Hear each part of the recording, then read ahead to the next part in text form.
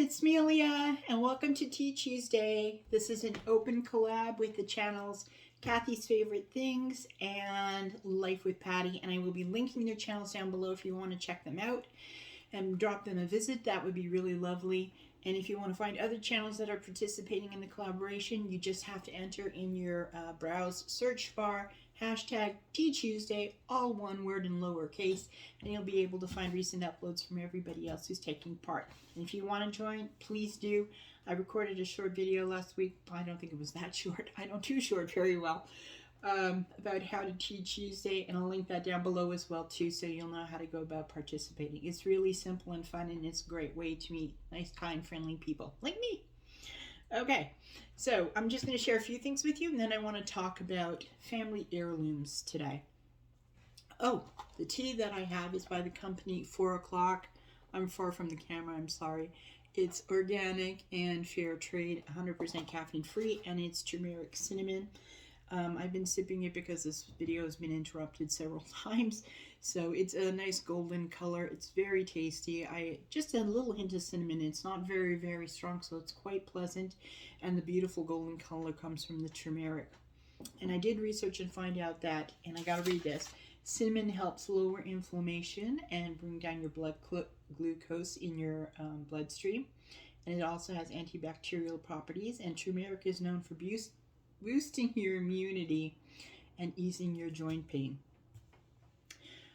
which will help me feel a little bit better right now. I've had symptoms that sort of mimic what's that virus that's going around again right now.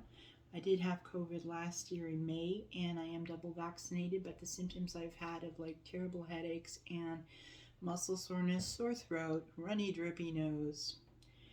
I'm not sure where I'm holding, but right now Quebec is on a bit of a lockdown, and so the government has shortened the hours when people can go out and do anything, basically shopping, go for COVID tests. So that means there are very long lineups. Many of them are outside, and with our wind chill factor right now being here about -30 in the afternoon here in Montreal, I'm not lining up outside just to likely get a false negative. The first time I had COVID, I went after 5 days. They said, oh, that should be long enough for you to register antibodies. And I got a false negative anyway. It took about 10 days for me to get the positive result. So I'm going to wait a few more days, self-isolate, be responsible, and then go for a test if need be. So that's where I'm holding. This is being recorded on my new phone, so I hope the film quality is much better. There's no damaged screen, so no funny light in the corner as previously. You may be able to even zoom in and check out my laugh lines. Yeah, don't do that. But that's where I'm holding. For those of you who've been keeping up with how I'm doing following my gastric bypass, which I had on June 30th, I'm down 62 pounds, likely more.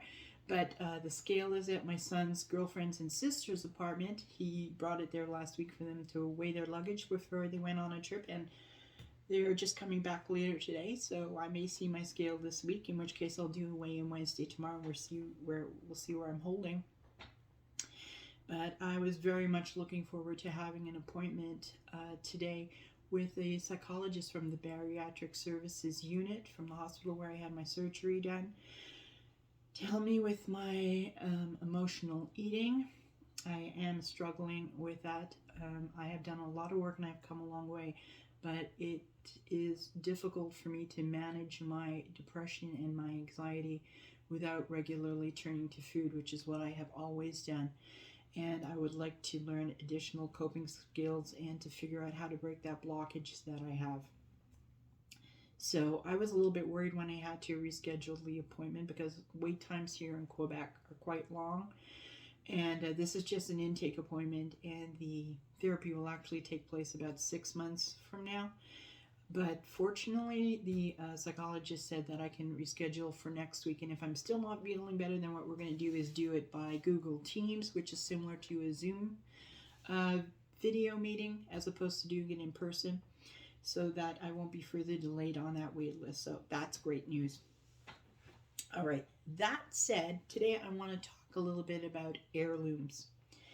And the fact that I think many of us, right, will think to ourselves, oh, this is something really special that's been passed down from the family, and I'm not going to use it. I want to put it away, wrap it up like in silk paper and, bubble wrap, whatever the case is, so that I can pass it on to future generations.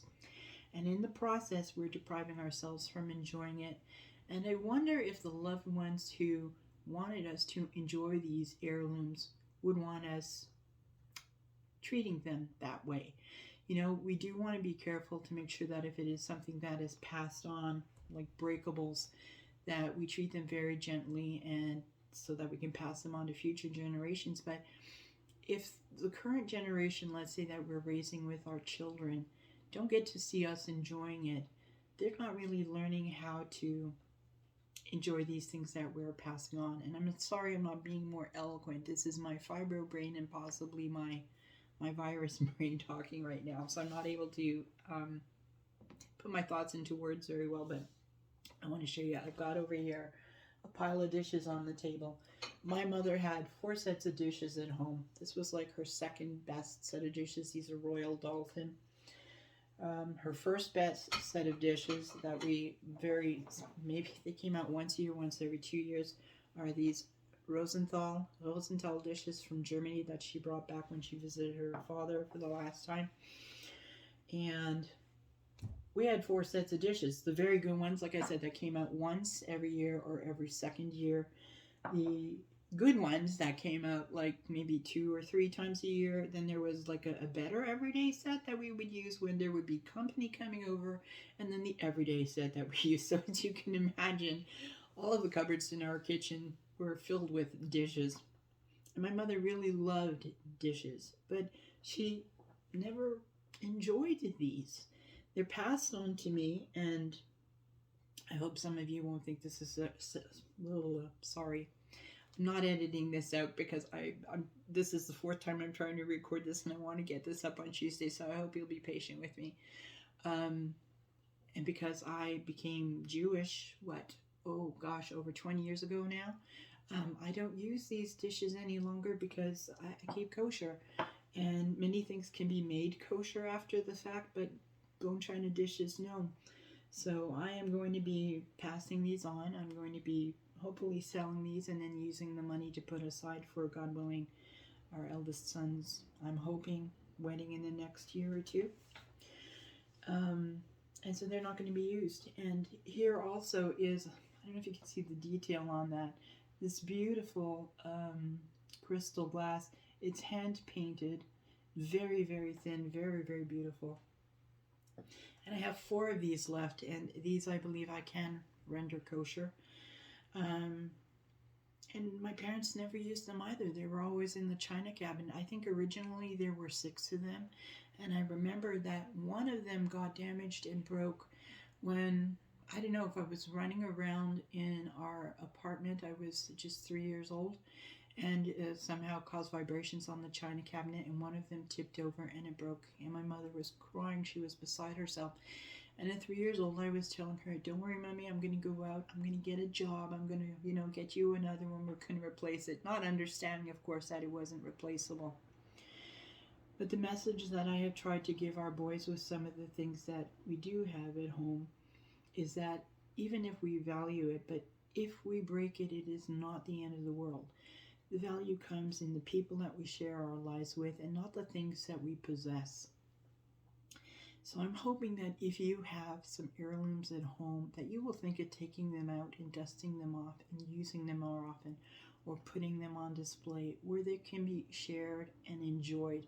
Because I think that if our loved ones of old could talk to us now from wherever it is that their souls are, they would tell us, what would be happiest of all for me is if you would just use these things and find joy every day in the use of them. So that is something that I'm now becoming more conscious of, and that I'm going to work very hard to start employing more often with my family as well too. These things are meant to be enjoyed very carefully, of course, but enjoyed nonetheless. And if they break, then hopefully we will have photos of occasions where we were enjoying them with our family and our friends. We'll have videos where we were enjoying them, and those will then become the keepsakes that go forward. But the message we will be giving to our children and future generations, and to ourselves as well too, most importantly of all, so we can model these behaviors, is that Life is to be enjoyed in the moment. It's one thing to think about, oh, for the future it'll be great, but we have to give over that.